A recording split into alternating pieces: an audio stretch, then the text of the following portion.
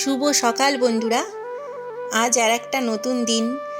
আজ হচ্ছে শুক্রবার, আর আজকের এই দিনটা আমি শুরু করলাম এই সুন্দর সুন্দর ফুল দিয়ে তোমাদের সাথে।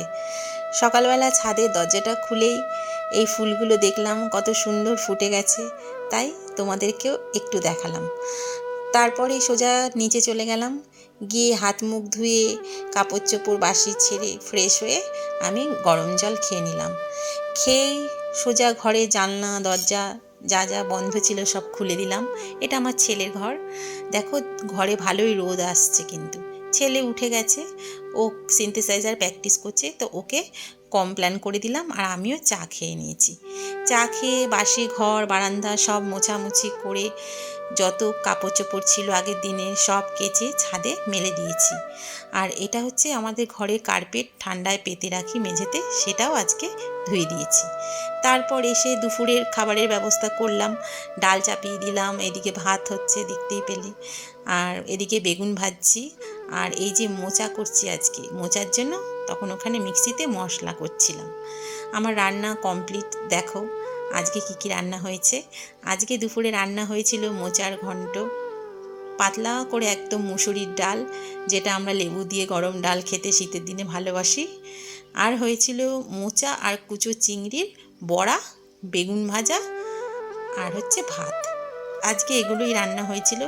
ডিমের ঝোল করব ভেবেছিলাম, কিন্তু দেরি হয়ে গেছিলো বলে আর করা হয়নি। আর আমি দেখাচ্ছিলাম, দেখো আজকে আমার হাতে একটু গরম ছ্যাঁকা লেগে গেছিলো। তারপর যাক গিয়ে চান টান করে এসে ভাত খেতে বসেছি।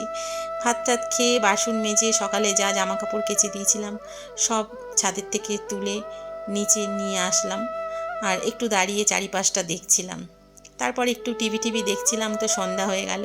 সন্ধে দিয়ে আজকে চলে গেছিলাম জানো তো স্যুপ করতে।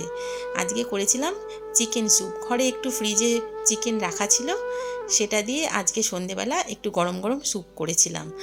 আর এই স্যুপটা খাওয়া খুবই উপকার, আর খেতেও ভালো লাগে এই শীতে ঠান্ডার দিনে।